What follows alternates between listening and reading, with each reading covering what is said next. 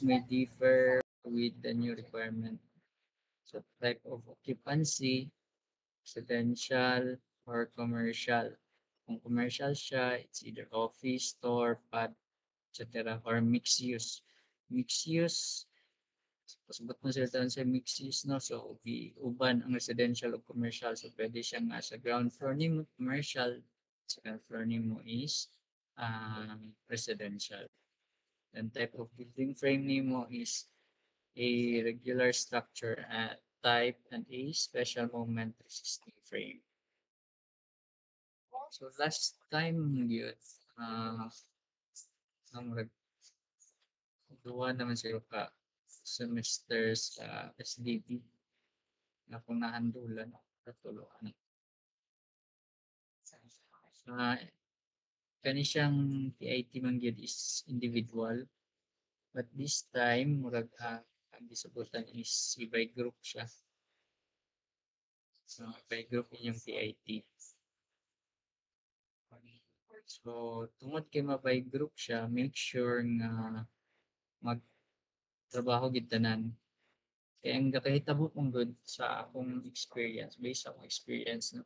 Ang PIT before, tungod kay individual siya, dagan good kayo. Kani mang yung under ani, kani sa atong akong di pa kita karon.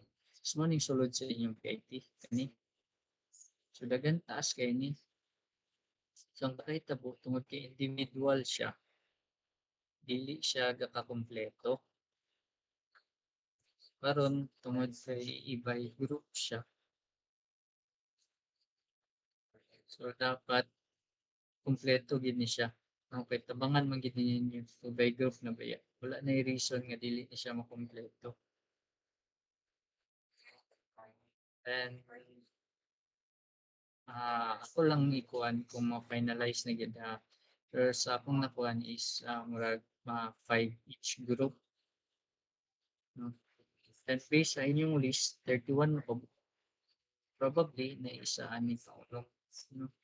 Okay, lisod sa ko 5 ra gid i-implement din na tong 5. Siya na lang gid isa.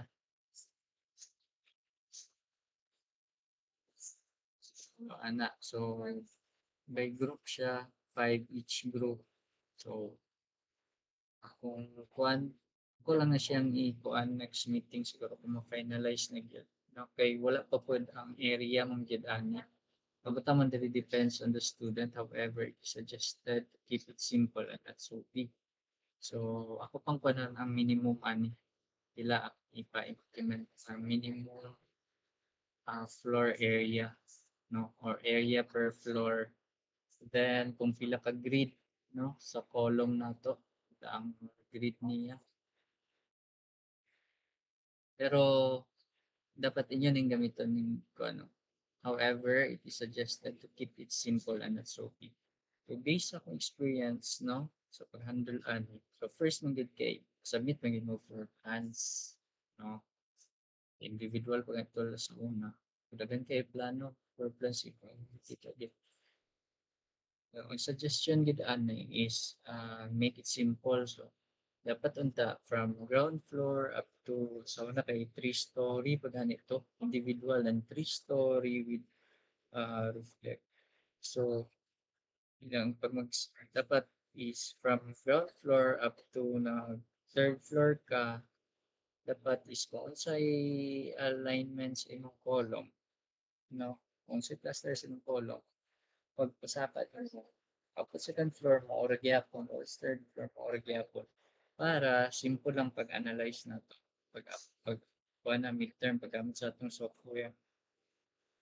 Ang nakahitabo man gyud is pagkuan nang giuban gyud nga kanang naging gusto gyud man kuan gusto gyud nga tsada kay ilang output nga ilaha is kuan gyud ang dagan kay design plus sa mga walls, ana, glass, ana, wala nagka-align ng columns kay puti lagi kay ilang mga floor plans. So, muna itong likayan. Pwede naman na inyong buhaton pero after na siguro sa aning subject kay ang main purpose mo nato, no? Na nagkuha mo aning subject is makatulong sa basic. No? After that, kung kabalo na mo, pwede na mo pwede lagi ninyo praktisa na Pahalag wala na nag-align yung mga columns dara. Then simple lang lagi. Sa una napagi mag-submit mo with elevators gid ang ilang kuan. Adobe pag-analyze nimo na kung ano yung elevator, hasol kayo, no? Kay bugat kayo ang portion kung asa located yung elevator. So mo nang ginaingon nga keep simple lang yun, no? So ang lang yun. Yan. Simple lang. Baka na ako lang ikuan lang dahil announce lang ko if ever ma-finalize na kung sa ilang area, ila ka grade ang minimum, no? Kaya lang dayon. So, padayon ta. So, morning sulod sa inyong PIT, no? First is analysis and design criteria. So, na introduction, you know, introduction mo, then codes and specification, codes nga yung gigamit in SAP 2015, UBC, ACI, na. Yan ang pang attach the materials and properties. So, yung pang gamit. Then loads dayon. So sa loads natin dead load and live load. So dead load nato natin gravity load. So natin self weight na mga loads no sa atong building mana siya ang beams, columns, slabs, stairs, walls, roofing, so may roofing to. Saan pag-ingon nga roof deck siya, di ba? Balungid mo sa roof deck, no? Pag-abot mo sa last floor, Alex, second floor man ito. Kanang portion bitaw nga naihagdat. Na maghihagdan pa sa from second floor padulong sa imong roof deck, no?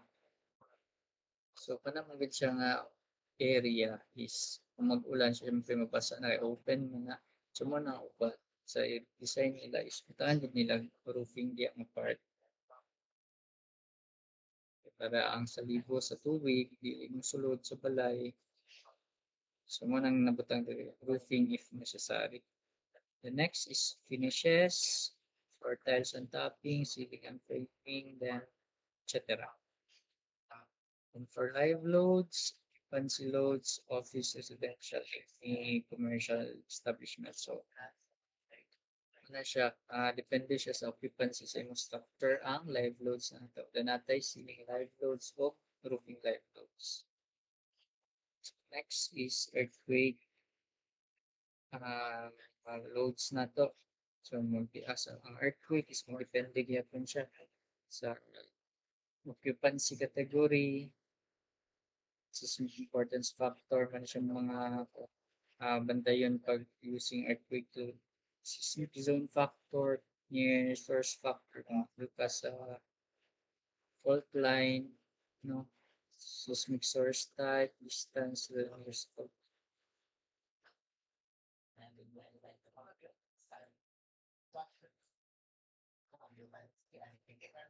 And uh, building frame type. So sa ato is dapat special moment resisting frames ang atong gamiton. Then seismic resistance factor. So ma-discuss na siya. Actually ma-discuss ko siya sa inyong earthquake na subject. Di ba naman may earthquake na subject karon? Ma-discuss kaya po ni siya.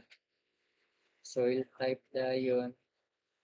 Then seismic coefficients. Ano siyang basihan kung atong i-apply ang earthquake load. Then load combination. So combination sa loads na to. Sa dead load, live loads, earthquake loads, wind loads. The next is foundation. Soil property. So mag-assume lang mo aning bearing capacity.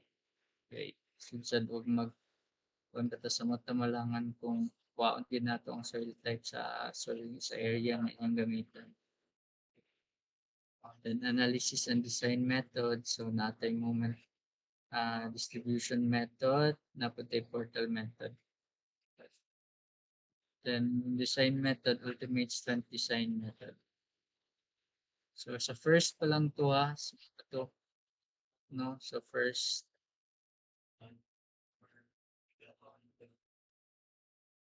then next is the second construction notes and specifications. So natay general notes, concrete mix and placing, footings, foundations, slab on grade, compacted, soil on fill, then etc.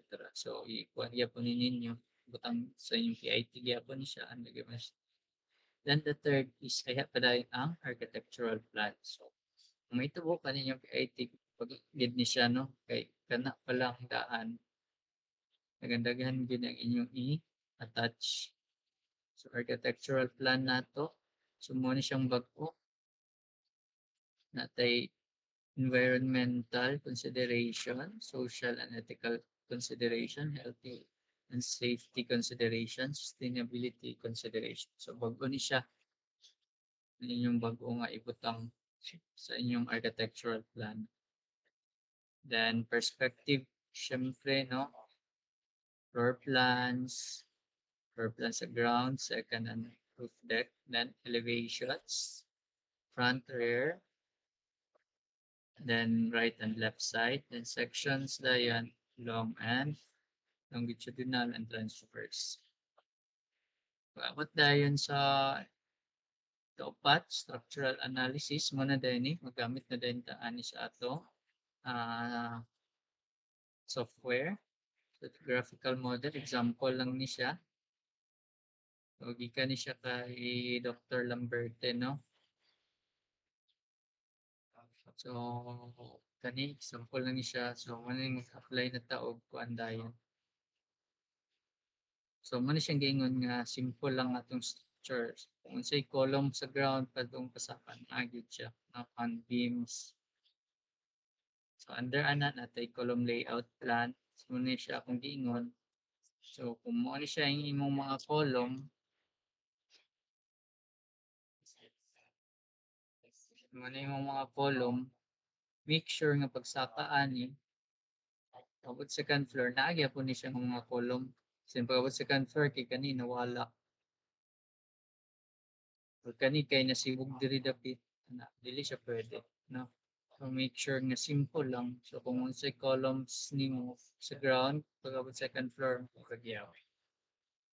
Then beam framing layout. So mo ni so, syempre sa beams nato di man pwede nga kung unsay mong beams ubos mo ra sa taas. Kaya na may kalahian, no?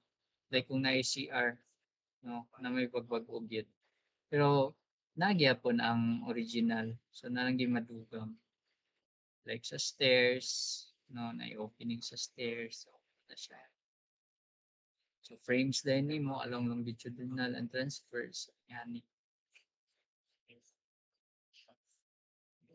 So sa kuan pa man to under sa graphical model, no, structural. So A, sunod dayon, sa B na dayon, initial sizing, no, ano yun. So pag-design mo gud nato, natay initial sizing pa. Okay. Aya pa man nato ma-confirm dayon if safe siya based ato initial sizing pag naa na ang mga loads yun. And naang loads calculations for gravity loads, seismic load calculation, frame analysis, frame diagrams, tabular format for envelope stress values of ano. And the fifth one is structural design. So after nimo ma-analyze to tanan, safe day ni akong beam, safe akong columns, okay na ko ani. So dire na dayon ka, no? Kay imong makuha kung na kay beams and columns nga design is ay nga sizes pa man to, size sa column, size sa beam. Dire na dayon under dayon. Mag-design na rin kasi mong beam, sa column, sa footing, so wall footing, stairs, slabs. So under kani siya is dito ni na sulod sa inyong RC, di ba? Kani design. So apply na dahil na siya ninyo. Based sa load nga iyang gipang carry, no? Like sa kaninga beam nimo, ang loaded to, ang uniform load nga na-apply is based sa imong sa ay compute is ana maning kabugaton 5 kilonewton per meter pa kaya or depende na sa what. So based na siya sa inyong computations. So design na ninyo para na din may kabilyada mo ni yung spacing sa 10 mm, ano yung spacing sa 20 mm na bar, main bar, sana. So, daghan siya actually. So, mo na siyang i-by group siya. So, dapat i-kumpleto ni ninyo. So, next is sa 6. Ika-6 is foundation plan. So, naapang footing details, column, wall footing details. No? Then, next is beam slab framing plan. So, beam details, beam slab connection details. So, na ang connection sa beam sa slab nimo. No? Sa second floor o sa imong roof deck. And slab details, stair details. And last is appendix. So, all data yung apply yung i-attach. So, muna siyang under sa inyong KIT. So, na-note din dali. Under ni siya sa kuan. Architectural planning. So, note the dean agreed to choose one among the items under each consideration. Nakuroon po na siya ihatag sa inyo. So, kamo na yung magtanaw. So, anak. So, parang sa inyong PIT. So, any question sa PIT? Diba? Hangap na kayo. PIT ka lang natin disigutan.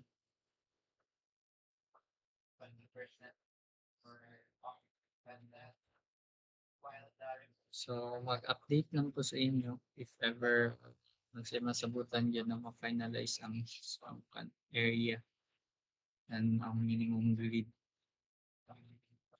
Pila ka grid. So, any question or concern sa PIT?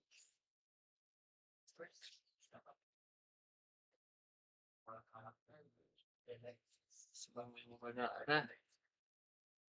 So, wala ra. So, proceed na ta sa itong discussion. So, mag-discuss ta sa itong first topic. Mubo na ni siya. Papasa natin.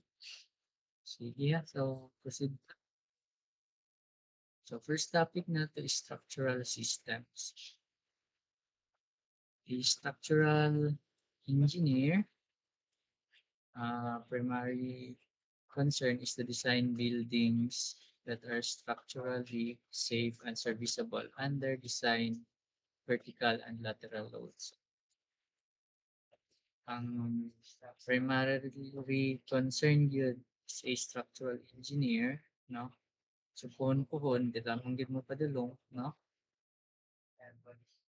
Kung din yung field nga gipili, so, mag-design man gid tag building, no? Di man pwede nga nag-civil mo niya. Di ko alam kung ko nag-design ay. Di ko ganahan mo design ay. Maunsa pa lang ng building na kung pa'y makasala. Diba? So, kung kawin ninyong gipili ng course, so dapat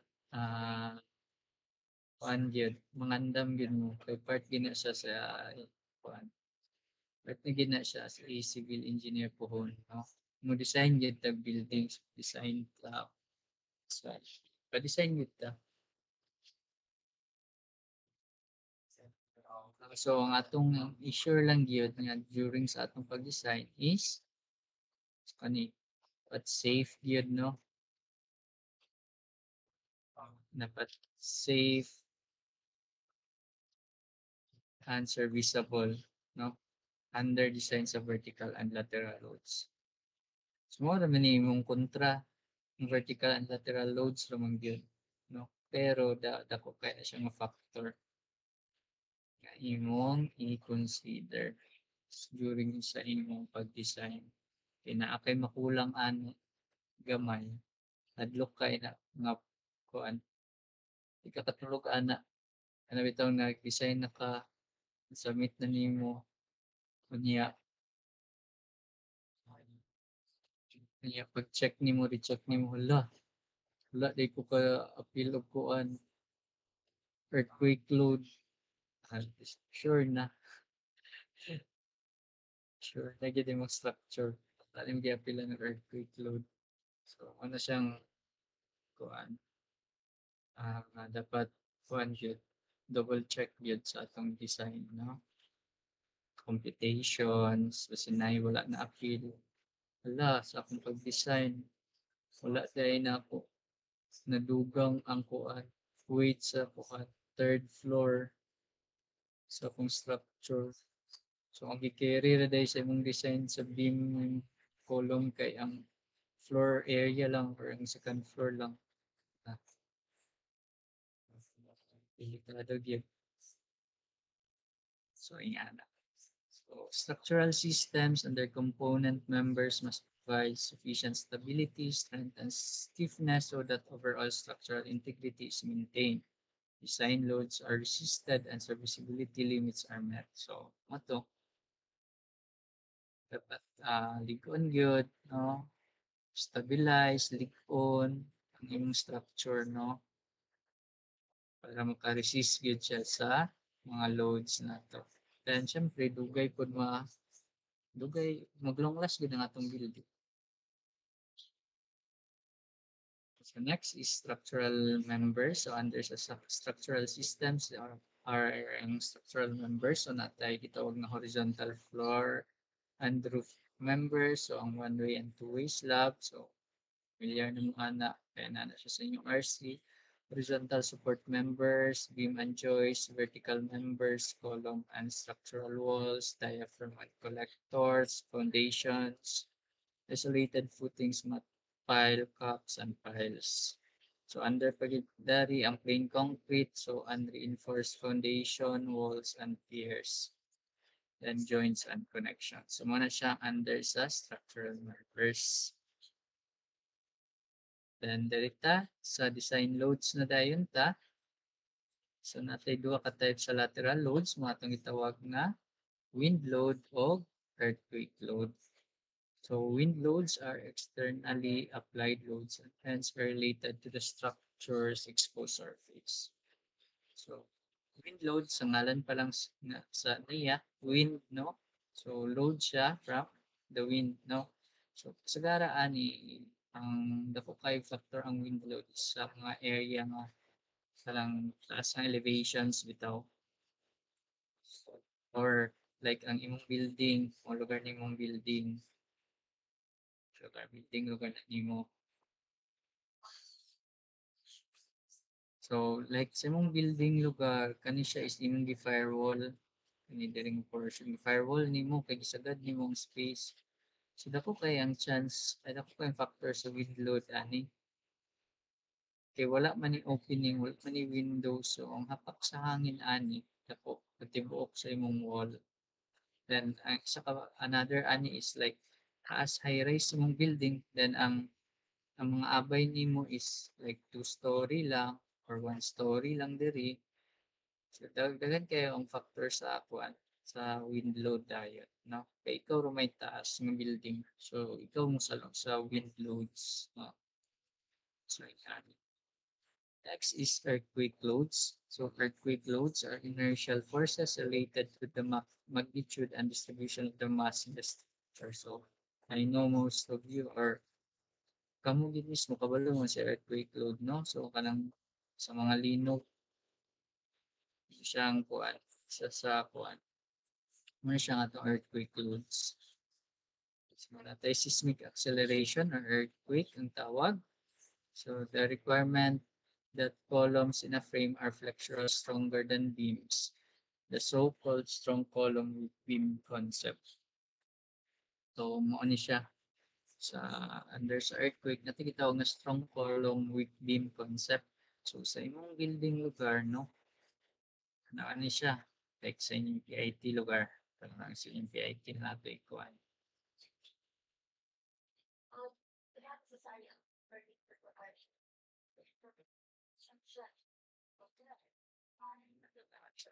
Like diri lugar ang ground line ng GL na to. So mo ni mong ground, mo ni mong second, then imong roof deck, no? So, kung mag-design man gyud ta, magsugod man gyud ta sa pinakataas. Di man pwede nga mag-design ta nga dili ta mo compute diretso sa pinakailalom. Hindi na makuha ang saktong nga loadings kung sa ilalong tagsuod sa taas gid ta. So first kuhanin mo ang load ani kung sa kung ani naa ng anak nga floor sa imong roof deck. After ana kana siya nga load, ang saluan na is kani imong column, 'di ba? Kani imong column. So mabahin na siya imong load ang saluan na due sa imong design isang column. So nakuha na ang load ana. Abot sa imong second floor. Siyempre kuhaon na pud nimo ning load diri. Kuha nimong load dara.